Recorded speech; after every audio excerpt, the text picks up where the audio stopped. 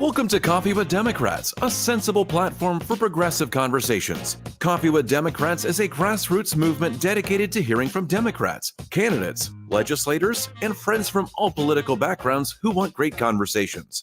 Coffee with Democrats is committed to increase Democrat voter registration and Democrat voter turnout by making voting more exciting and meaningful. And now here's your host of Coffee with Democrats, Kevin Dawson.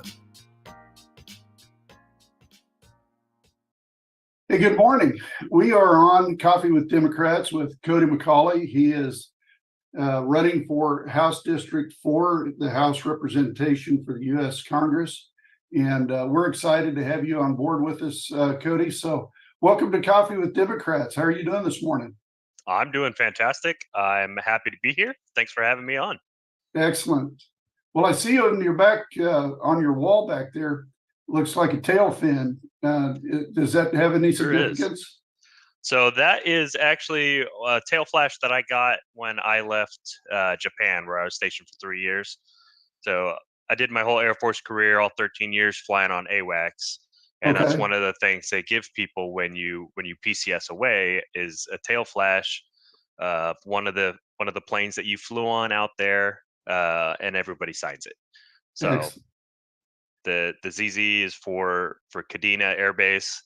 577 was one of the aircrafts that I flew out there, which I believe has now found its way over to the Boneyard. I believe they've retired that one. Oh, shoot. 577. Well, they're replacing the whole fleet. So. Right. Yeah, and I'm guessing that an airplane was built sometime in the 1960s or 70s? Yeah. Yep. It's on a Boeing 707 frame, so it's old. Yeah, we've kind of come a little way since then, haven't we? Yeah. I can't even count on two hands the number of times that plane's tried to kill me. Oh, shoot.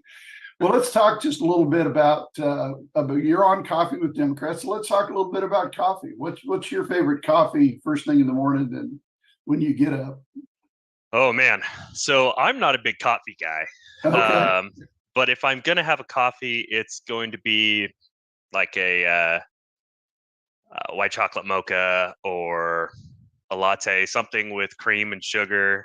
Okay, I'm completely with you. I'm on board with you. Yeah, I'm not a black person. I don't do black coffee at all. I'm not there at all. But I do get up every morning and have McDonald's with the breakfast blend, and I doctor it up with cream and sugar. There you go. And if I'm driving through McDonald's, it's 5 sweeteners and 5 creamers. So yeah, that makes sense. I feel that. And during the fall holidays, I am all aboard the pumpkin spice train. Awesome. And I go with the pumpkin spice lattes. I'll get the pumpkin spice frappuccinos. I don't care. It's delicious. Yeah, the thing I saw on a YouTube short here not too long ago was a gentleman asking his wife if she wanted to go out and get a PSL. And she was surprised that he knew what a PSL was, and pumpkin spice latte. So that's good to know. And you know what? Coffee, there's also coffee substitutes too in the morning. And so I try to, I stick to the same routine every single day. I have a cup of coffee in the morning, and then I transition to water and to soda later in the day. So I'm not a full-time coffee drinker, but whenever I get on with like-minded people when we have conversations, I do enjoy a cup of coffee during the day. So yeah. That's great. Well, so, I wouldn't be a good former enlisted member of the military if I didn't plug drinking an energy drink or a white Monster. You know. Right. Well, good. I go through about 2 of these a day. So. Well, sometimes you need it. Those long flights. I mean, what would you say a standard flight would be? 12 hours? It really depends. If we're just training here in the States, you're looking at probably a median time of about 8 hours. Okay. That's enough time to fly out to one of the coasts, get some training in, and fly back. Right. If we're deployed, we're looking at 12 to 16 hours. Sometimes more. We've done super sorties before where we've been in the air for about 24 hours. Multiple crews on board the AWACS. So we'll have an extra flight deck. That way, they can go back and sleep and get their rest in. Sure. And then the rest of the crew, the not one deep positions, will just rotate through each other. Okay. Like for my people, we were surveillance, and we had 3 people on the back row doing surveillance stuff. So we would send one person in the back, go sleep, and we'd just rotate in. Yeah, take cat naps and stuff whenever you could. Exactly. Right. Well, that's glad you happy for your service, and thank you for your service and sacrifice. Your family, you went through a lot in the military, and we're going to talk a little bit more about that. So we'll get into that. Let's talk a little bit about, let's just go straight back to your biographical narrative. Let's talk a little bit about who Kody is, Kody Macaullay. Where did you get started in life? So I was born in California, okay, in a little town outside of Pismo Beach called San Luis Obispo. Sorry, words are hard sometimes. I've got a niece there. Okay. So I was born, and I was immediately taken into foster care because I had cocaine in my system. Okay. My birth mother was still is a drug addict. And my birth father was in prison for killing somebody. Oh boy. So I went straight into the foster care system. Luckily, I was adopted when I was 5. The process started when I was 3, and it never got finished until 5 just because it takes so long. So are you now a foster care and adoption advocate? Is that a big part of your platform of trying to help others in the same situation? Yeah, absolutely. And that's one of the reasons why I support pro-choice. Awesome. Is because the foster system is so overloaded, right, that they can hardly keep up. And it's just, you've got the foster care to prison pipeline, where 50% of kids in foster care are going to have some sort of negative interaction with law enforcement by the time they're 17. Yeah, I'm glad to hear you say that. So you grew up in the foster care system, the adoptive parents. Where was that also in California? Yeah, so I grew up in a little town outside of San Jose, Cupertino. It's where Apple is headquartered. Okay. I grew up privileged. My dad was a police officer. He did about 30 years as a police officer. He had to retire due to Parkinson's, which he passed away from a couple years ago. And actually, today's his birthday. So happy birthday, Dad. Happy birthday. Absolutely. But yeah, I grew up there. I was in church. I was very active in church. I was very active in Boy Scouts. I got my Eagle Scout. Oh, no kidding. Wow. Yeah. And then I finished high school and I tried to go to college. That wasn't working out so great. I tried to go to De Anza College. It's a community college there in Cupertino. Okay. Didn't work out so great. I wasn't paying attention too much. Half the time I didn't even show up to class. I worked midnights at the time as a security guard, and then I would try to go to class right after work in the morning when I was just dog tired. It didn't work out. So I did that for a couple of years, and I came out with 15 credits, and I decided I needed to make a change, and I joined the Air Force. And what year did you join the Air Force? 2009. Okay. So you were post 9/11. Yes. Just a few years, but yeah. I still don't remember that day though. And something else to consider though, not everybody is cut out to immediately go into college. I didn't do that directly from high school. There's a lot of people who don't do that. I did find a pathway into college that I ended up graduating from the University of Oklahoma with both my bachelor's and my master's degree, but it was much, much, much later in life. So I'm one of those advocates who advocates for people who seniors or people that are in their 30s and 40s go back and do distant learning. That's one of the things that I'm a big advocate for, is for people to go back to college even after they've raised their children. So there is an avenue there, but it's not for everybody to go that direction immediately out of school. Right. And I definitely wasn't. I wasn't mature enough. I'll be honest. Sure. And I grew up when I was in the military, and I was thankful enough to have access to the post 9/11 GI Bill. Right. And I got both my bachelor's and my master's in my 30s. And where did you get your bachelor's and master's from? I got it online through Southern New Hampshire University. Okay, good school. Yeah. Yeah. And I got my bachelor's in general studies, and I got my master's of science in sports administration. Oh, good. So you got a little bit of a sports background. Let's talk just a little bit about that. It goes back to our narrative where we were talking about youth experiences. So when you were in school, did you play sports? So I grew up playing baseball. Okay. Very, very young, I tried soccer. Yeah. I wasn't very good at it. It turns out I wasn't very good at baseball either, because I didn't play in high school, and I just kind of fell out of playing the sport. Sure. But I'm still very active in following with baseball, with basketball. I play fantasy football all the time. So who is your favorite baseball team, professional? My favorite professional team is the Los Angeles Angels, Well, because when I was growing up as an adopted kid, I watched Angels in the Outfield. Absolutely. Fun show. And, San Luis Obispo is more Central California than anything, but, Right. I'll call it Southern California just to be safe. But mostly it's because of that movie, because I related to that. And so I became a lifelong Angels fan, even though it's been absolutely painful.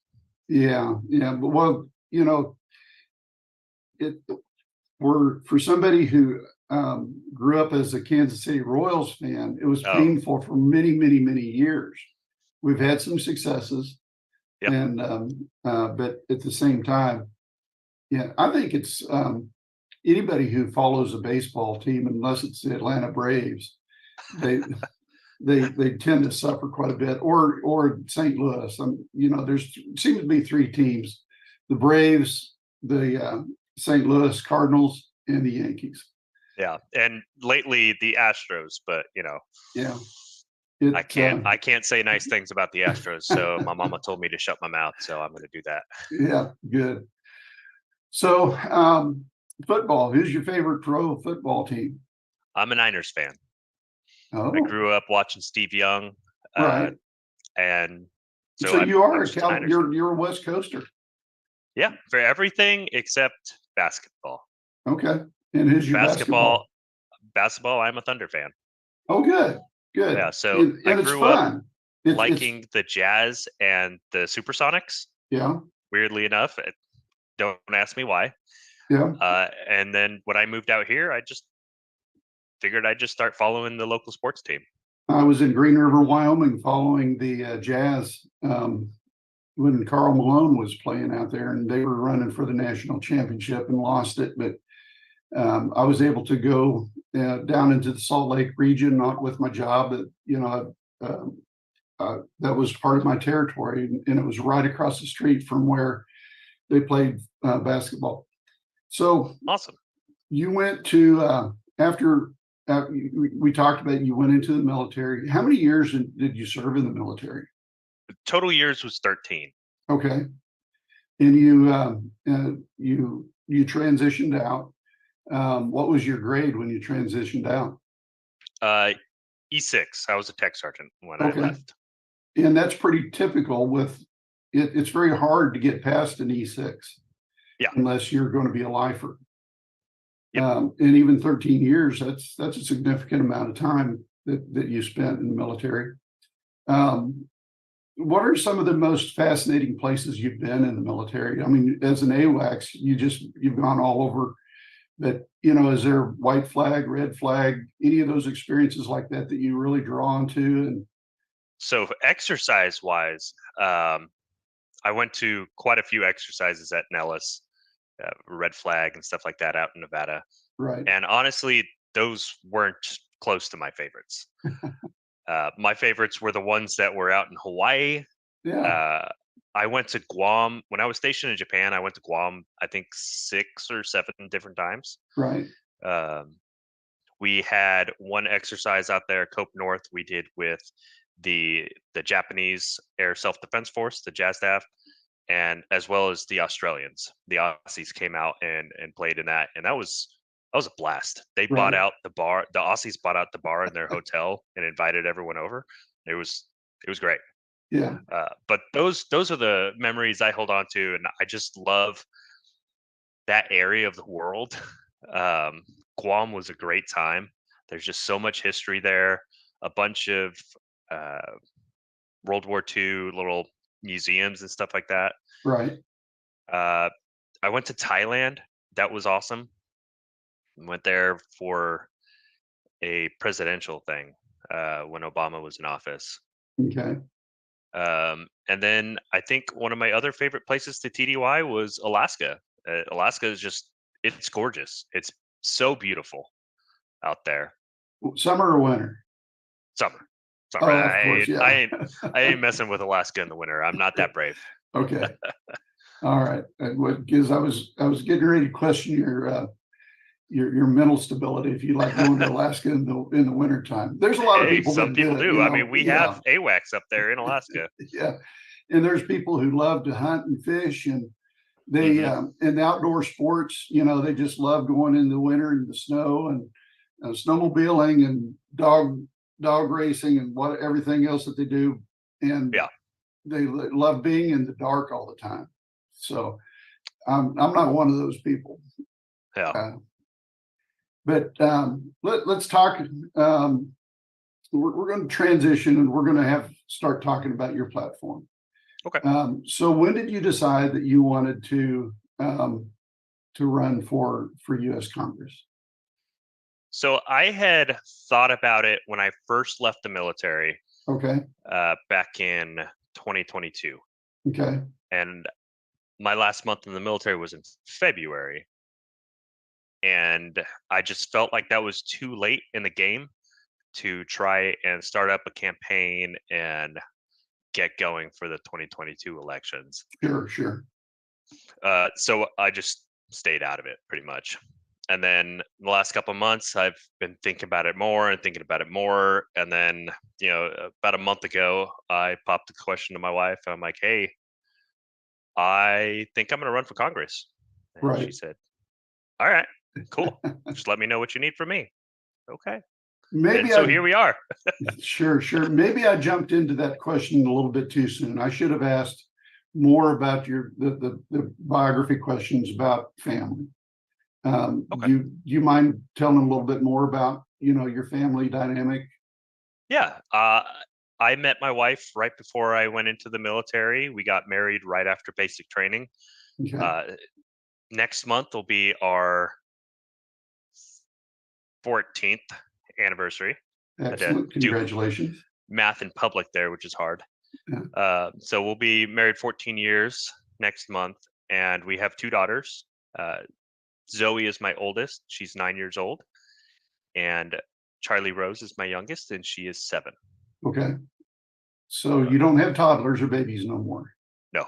They are in school, and do they go to public school? They do. They go to school here in Moore. Okay. And they love it. The 4th and 2nd grade.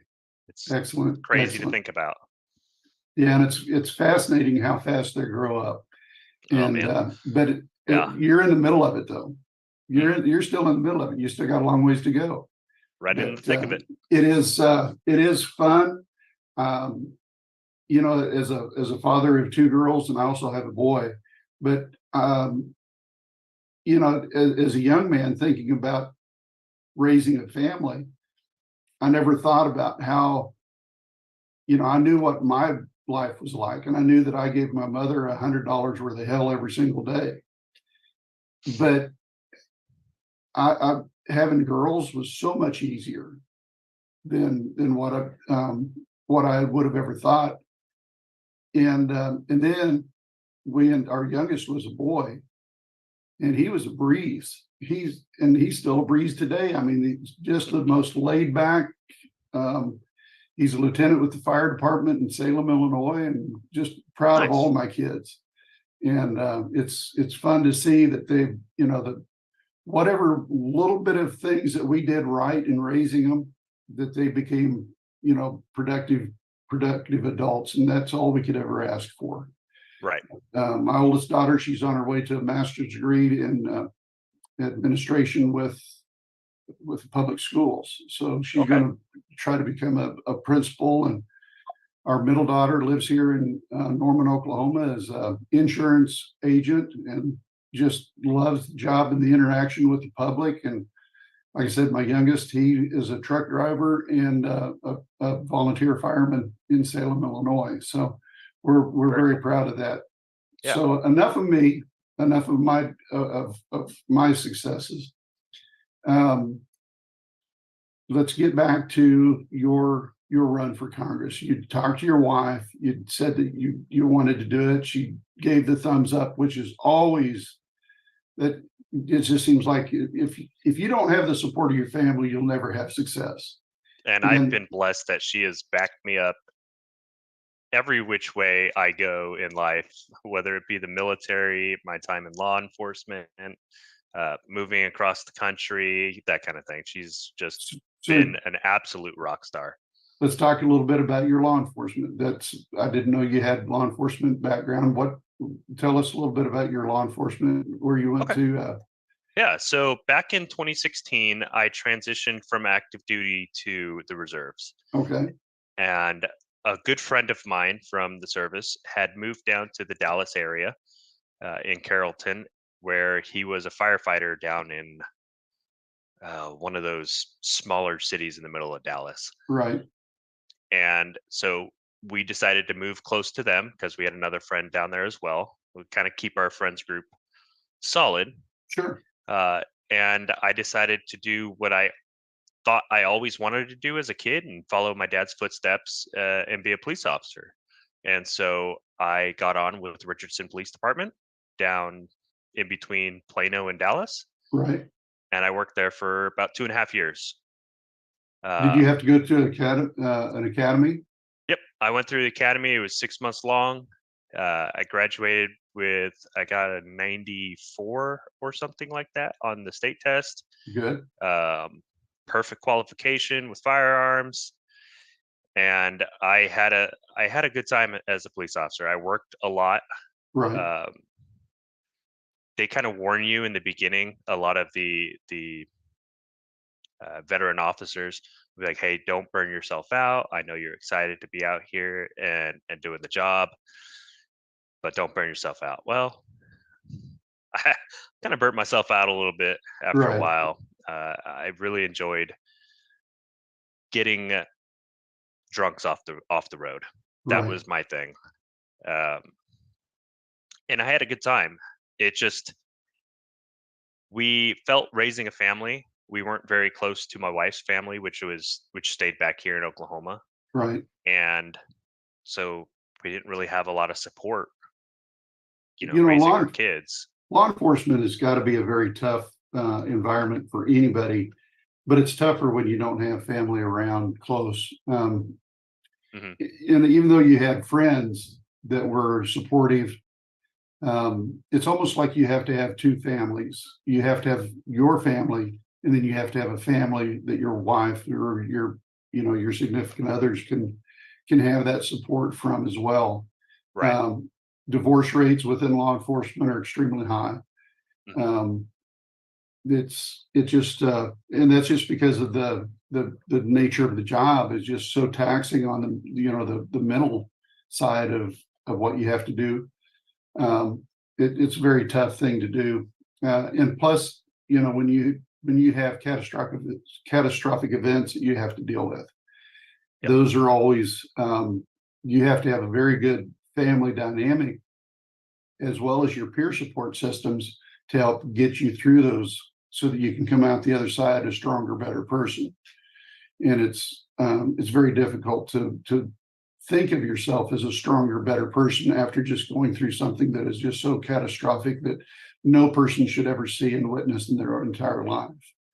And that's one of the things that I disagreed with when I went through training and then actually got out on the street, is they always teach you, leave your problems at work.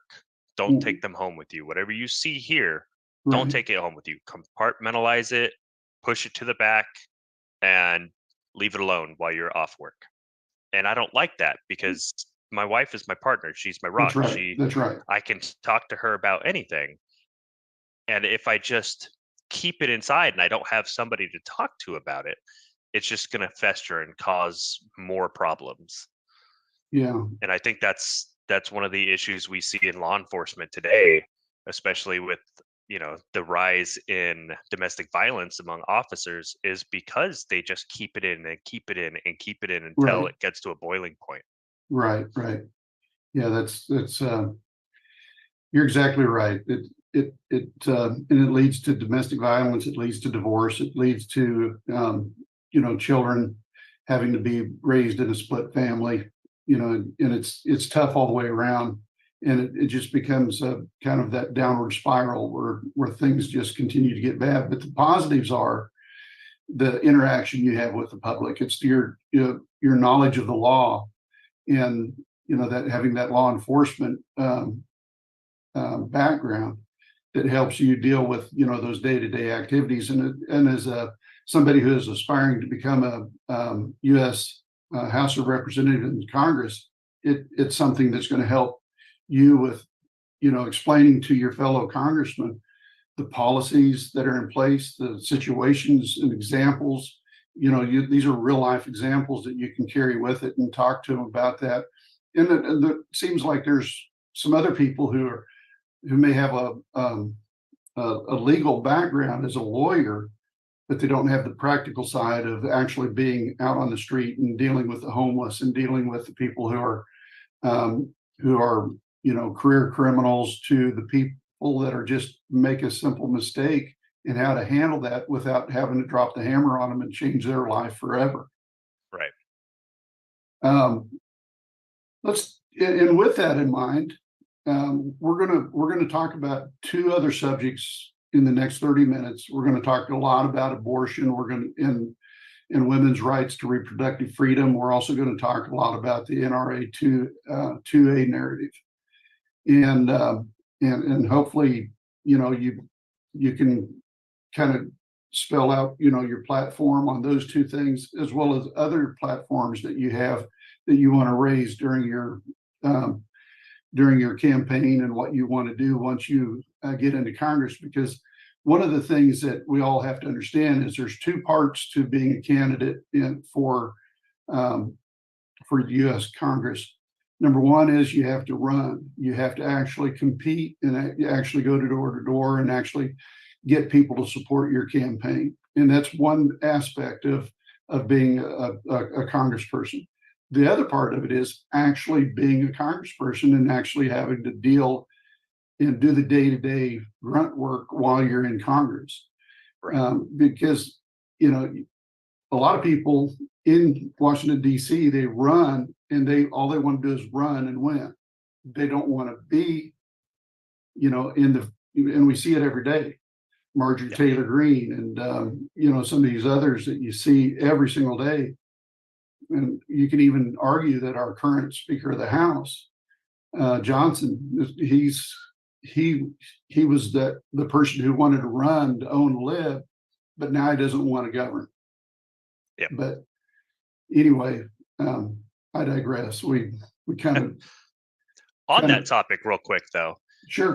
Going door to door, I went a couple weeks ago down to Lawton and did some door to door knocking for Larry Bush down there. And that was an awesome experience. It's the first time I had done door knocking for a campaign like that. And being in District 4, if you guys are watching this, make sure you go out in Lawton and vote for Larry Bush. He's a great guy, Larry, great candidate. 100%. Yeah. and we can't wait to get Larry into the Senate here. I'm, I'm, you know, I'm trying to think about. He is on a special election, Yes. and I'm Yeah, his trying to special remember election is next month. in December 12th. Is that correct? Yes, and I believe the last day to register is actually tomorrow. Okay, so we need to get people out to vote, and we Exactly. actually need to get the GOTV, get people out to actually vote. So we need to get them registered by tomorrow, and then we need to get them out to actually vote. And this is one of those opportunities we really need to be thinking about, Larry Bush, because his opponent, who is out in the cement, I'm trying to remember where he's at. He's very rural, but he's very MAGA, misogynist. He does not think that women should ever have rights in any way except stay at home. Yeah. So he's a Ryan Walters clone. Okay. Yeah, well, there's a lot of those around, and unfortunate, they want to govern and they want to try to force their ideology on other people, which is it's not going to be successful. Right. So let's your main passion again that we talked about that I'm gaining from you is the adoption, I'm drawing a blank. The foster care system. Care, yeah. Those are two great programs that are available for young people who find themselves, particularly young ladies who find themselves in a position where they've got the option to do that. But if they have that situation come up and it is dire for them and very detrimental for their future, either be their mental health or their physical health, or they're just the situation that they're in because of age and where they're progressing. The other option is they need to have the right to an abortion. Absolutely. And the earlier the better. And then at any point during the pregnancy, if anything medical comes up, there's one of those situations there. It's very tough. It's probably the hardest thing anyone will ever come up to. You either give up your life to save the baby, or you give up the baby to save your own life. And those situations are the toughest that any person will ever run into. And at that point, it's dire. It is the worst scenario that you could ever come up to as a parent. You never want to deal with that as a human being. Right. But you have to make that choice, and you need and I'm an advocate for, we need to give the woman every right to survive and live. Yes, absolutely.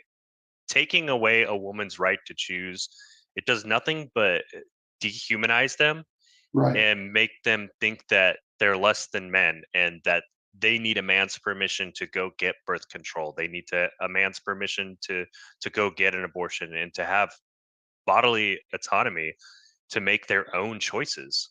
right. 50 plus years ago, we made the decision in Roe v. Wade that, hey, women should have this right. It's their bodies, right, not ours. And as men, we need to do better at speaking up. It's not just a women's issue. It's men's issue. It's our fault. Right. Yes. It's our fault that they got into that position in the first place. Right. The foster system, like I said, it's overloaded. It is definitely a choice to put your child into adoption, into the foster care system. That's an option, but you should never be taking away their right to choose to have an abortion. Right. I hear a big argument against abortion is, oh, well, they're just killing babies in the third trimester. I think I forget what congressman or senator it was that was doing. He had a congressional hearing and he was talking about, I think it was Mike Johnson actually, right, or he was talking about the baby, killing the baby like right before it comes out of the womb, kind of thing. Right. And it just doesn't happen. No. 92% of all abortions happen in the first trimester. Less than 1% happen in the third trimester, and it's for emergency medical reasons. Yeah. We're talking Nobody's about, yeah, choosing to have an abortion because they just don't want to have a baby in right. the third trimester. It doesn't happen. Right. And what all of us know is by the time you get to the third trimester, you're already picking out a name. You've already Yeah. grown fond of, and you're looking forward to the birth of the child. You've got the baby room already set up. You've got the changing table, the crib. You've got everything. You're even going so Got far your as, go bag packed. yes, You're ready to go to the hospital right, at any second. Anytime your wife has a Braxton Hicks yeah, or something, you start to like Google, is this a contraction? Is this right, happening? right, And it's hard when you have to make that decision to like, hey, the baby is no longer viable. The baby is no longer alive. The baby is it's gone, you know? or the And then you situation have with the to go. mother, or the situation with the mother is, again, if Mhm. even though things may be going well with the baby, the mom is deteriorating rapidly, and she's not going to survive the birth. Right. There is a possibility of you got to be able to allow science and the doctors to help make the determination. Is it far enough along that we can do a cesarean and keep the baby, or is it Mhm. now so dire that the only option is let's just terminate? And Right. that's the hardest possible decision any person could ever ask for and ever make. It's something that, at that point, the woman goes through grieving, the man goes through grieving as well, but I don't think the man will ever suffer the way that a woman is going to suffer. No. And again, the follow-up care for both mental health and the grieving process is something that we have to be cognizant of and provide. Again, it's all about taking care of the woman, both her physical health, her mental health, and long-term stability for her after something like that happens. And unfortunately, the way that the Republican Party looks at let's talk about miscarriages. If a miscarriage occurs and the woman has a job, they don't want to allow the woman to have any grief time after Yep. a miscarriage. They're like, no, we're not going to provide you with any protections whatsoever for your job. You need to return to work immediately. And again, we're talking about the same situation. We're talking about grief, and it's such a horrible situation to be in. But again, it's a decision that the lady has to have to be able to continue to survive. And I have to agree Yeah. with you 100%. It's all about what the woman needs, and based on her ability to be properly counseled by the medical community. Mhm. In no first world country, or third world for that matter, should any woman have to go septic and almost die to be saved. Right. It's just unimaginable right now. Yeah. It's hard to wrap my mind around it sometimes. Right. And we've also got the situation of rape, Mhm. incest. Yeah. We don't know all the dynamics about these, the pressures that are put on to particularly very young women or girls, for that matter. Excuse me. Kevin, Yeah, please go ahead. mind if I interject? Yeah, please go ahead. So, enjoying very much listening to everything that's gone before. I'd like to ask you, Kody, if what's your perspective is in terms of going up against someone who's an incumbent, has been in for 20 years. He's a member of the Republican Party. He got 2/3. He got 66, 67% of the votes this last round when he was elected, running against Mary. he's not a Marjorie Taylor Greene, but he's pretty savvy in terms of the politics. He is one of those that actually asked for an infrastructure project and then voted against the Infrastructure Investment Act. Right. I think Vice did the same thing. I think Lucas did the same thing. He's voted against all of these things that are now, like the American Rescue Plan Act. It's having a huge impact on not just America, but there's going to be projects for infrastructure projects and such that are in CD4. And I'd like to get a greater sense of, in terms of your campaign approach and how you're going to go against someone who's literally embedded in a red state, got an R next to his name. He's pushing the buttons that he expects will be enough to get, one more vote than anyone who's running against him. Right. How do you, I applaud you for stepping up, because we need candidates like you running for these offices. So thank you for making that sacrifice. I've run before for political office, not at this level. Any level is a sacrifice.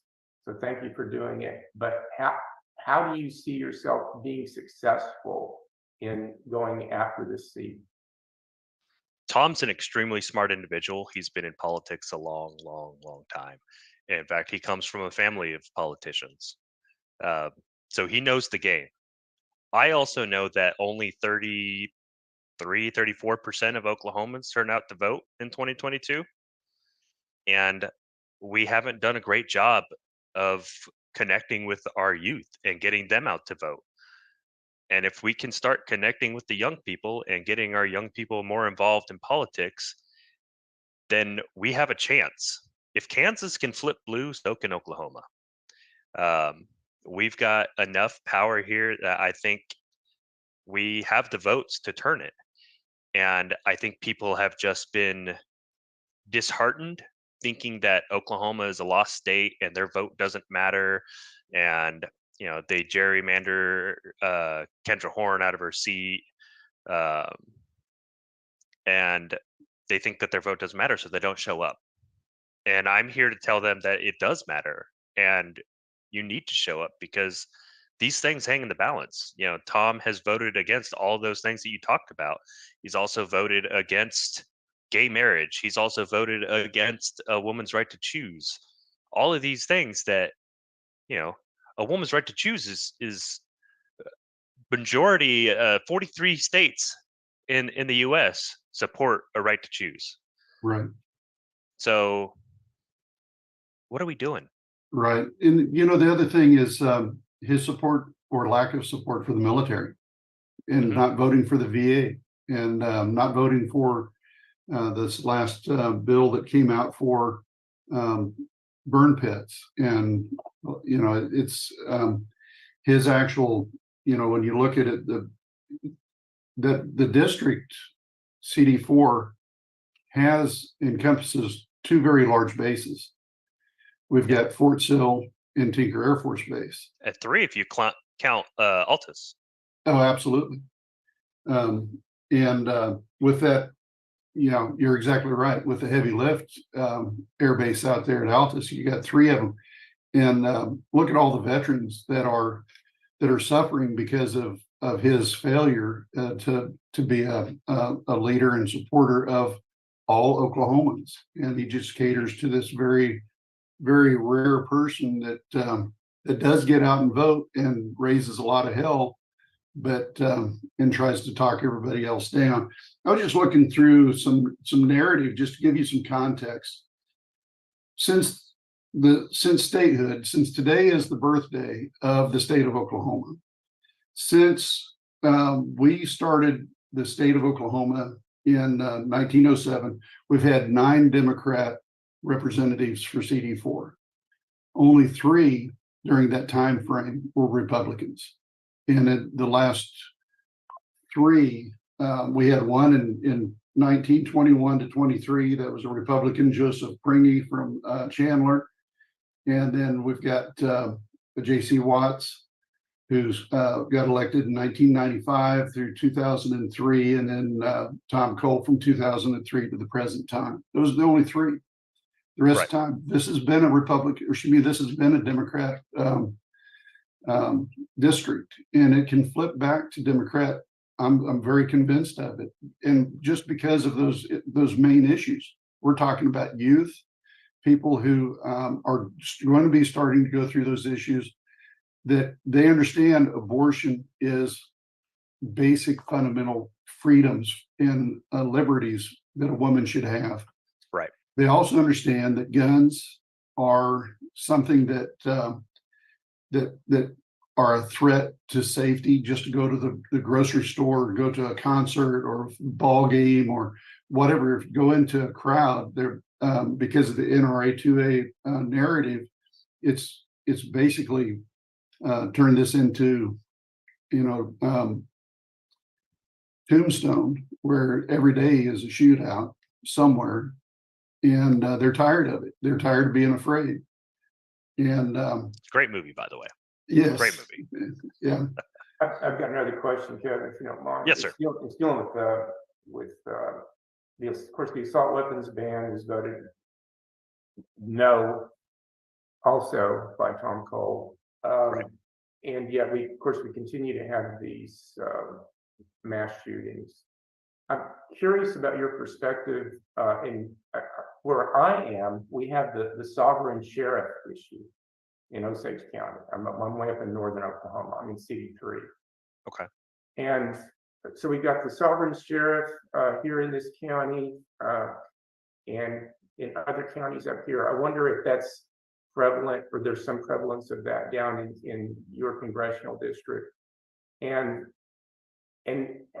it's really wonderful that you have this law enforcement background where you can speak to law enforcement with some authority in terms of the needs of law enforcement to protect the public. I'm just wondering how you're thinking about, or I'm sure you've already thought it through, working through this issue of the assault weapons that are so revered by this, MAGA Republican mentality that's been kind of absorbed and gone along with by many in rural Oklahoma. And I come from a rural area. Right. But there's also so many like myself. I was raised with guns. I still have guns.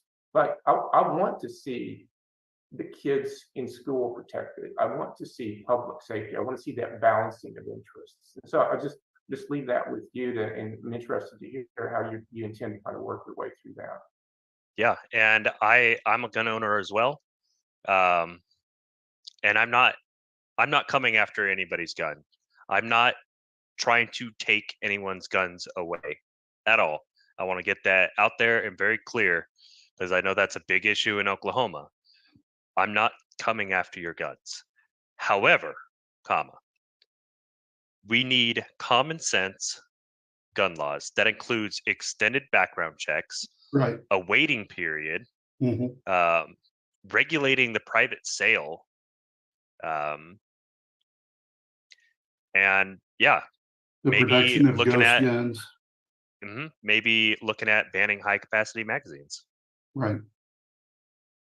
All of these things they're not taking your ability to own an AR-15, and nobody goes and hunts with an AR-15 unless you're shooting wild hogs Right. on a ranch somewhere. And nobody's saying you can't have one, because it's just never going to happen in this country, right? I don't see an actual gun ban ever being implemented with any success. Right.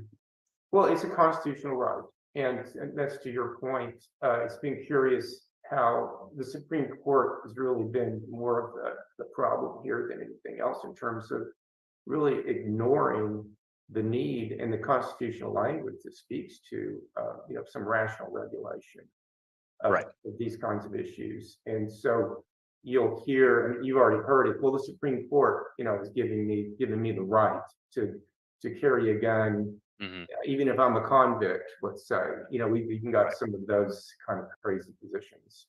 So I really like your background in terms of military, because we're in this world now where military issues are more and more foreign, issues are more and more about the military, Israel, Gaza, etc. We're in a weird time where we have a lot of misinformation, of course, dealing with these issues that help voice them. And that leads to another thing that I wanted to get your opinion on. We live in a world of misinformation. How are you going to respond to the misinformation that is going to come at you, especially if Tom Cole or the powers that be that are supporting Tom Cole view you as any kind of threat? So the only thing you can do with that misinformation is throw it in the trash and give them cold hard facts. You know, that's the only way to combat that. And that's really the only way to combat this whole MAGA craze, is by providing them with facts. And we can't give up on them. I know a lot of people are like, oh, the MAGA crowd is lost forever. We can't give up on hope that they can come back around and come back towards a more centrist view.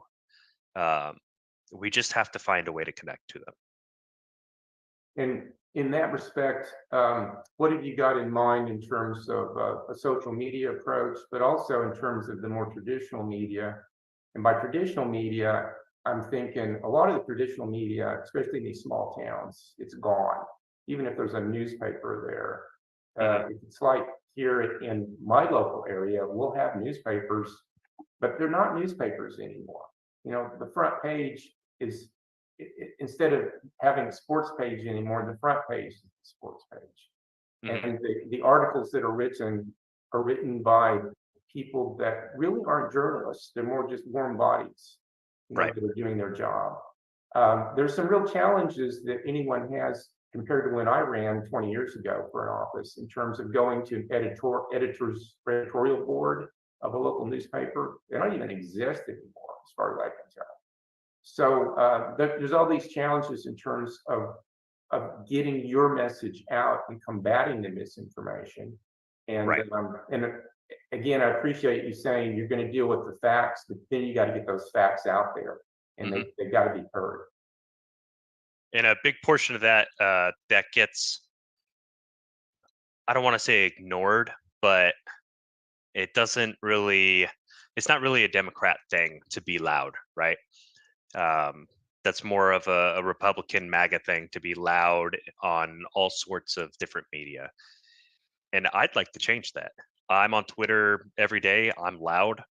I correct people on things. I give them hard facts. I'm showing up to county meetings, just meeting other Democrats, trying to get more word out to them. I don't have a campaign manager yet, but I assume when I get one, we're going to hit social media really hard. But we're also going to hit like those rural areas that get like the OEC magazines every month. We're also going to hit those, and we're going to hit radio, and we're going to try to hit talk shows and stuff like that too. And well, there's a number of, one of the facts you can definitely leverage would be the projects that are being funded by the Infrastructure Act. Right, which Tom Cole voted against. That he voted against. But they have no problem taking credit for, right? Right, exactly. And I don't know what project he asked for, but there's an opportunity there to, so to speak, make him pay for his vote. And he's wanting to help CD4, and he's not, because he's following the political line, that kind of thing. So there's some facts there. And me, I'm a real Biden fan. I like his more understated leadership, but I think he's also doing some things really smart in terms of getting out the message of this impact, for instance, of the infrastructure bill across the country. And I see that as a coattails opportunity for candidates like you across the country in these congressional districts. Especially in the rural areas where it has been just amazing for them. Yes, absolutely. And you get to say, when I'm voting, I'm going to be voting for these kinds of projects. I'm not going to just seek them out, behind the scenes. I'm actually going to vote for them. I'm not going to make excuses, irrational excuses that are basically about putting party over country, Right. party over Yeah. congressional district. And I hate that argument. Oh, we don't have any money. It's just adding to the deficit. We have plenty of money. We're just putting it to the wrong things. We spend more than the next 10 countries combined on our defense budget. Right. If we took a third of that away, imagine what kind of good we can do. Imagine we could pay for healthcare. We Right. could pay for college. We could do a whole hell of a lot of things with just a third of the defense budget. Absolutely. Right. It's not about finding new money. It's about reallocating funds from government contract companies to the American people. Yeah, and it's really about reaching across the aisle. People still imagine, and they should, they hope for, the compromises that come with governance. Right. And again, we have a party here that doesn't believe in that. I like to believe that most Democrats do, and Biden does. And so even though Biden's not a selling point, so to speak, in Oklahoma, nonetheless, I still recognize that quality of leadership in terms nationally. I don't know that I'm not suggesting you be running on Biden's coattails, but you have an opportunity to run on these infrastructure projects. Right. This is something I'm for. This is something my party is for. Whoever's going to be the president. Yeah, and to your point about reaching across the aisle, you don't have to like the people you work with, right? Like, I don't like Marjorie Taylor Greene. I don't like Lauren Boebert, and I don't like Matt Gaetz. However, I will work with them. If it helps the American people, Right. I will work with them. I have found myself agreeing with Matt Gaetz when he tried to introduce the Ban Congressional Stock Trading Act. Right. Right. I completely agree with that. You shouldn't be able to sell and trade stocks, especially when you're sitting on those committees that those stocks are related to. Now, is this something that is an issue with Tom Cole? I've not followed that line of thought. Do you know?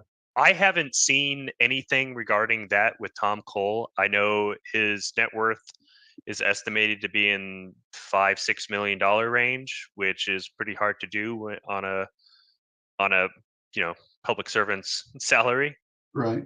I know it's a huge issue with the rest of them, like Mark Wayne Mullen, when he's not trying to fight people in Senate hearings, and Kevin Hearn, when he's not trying to give people McDonald's to vote for him.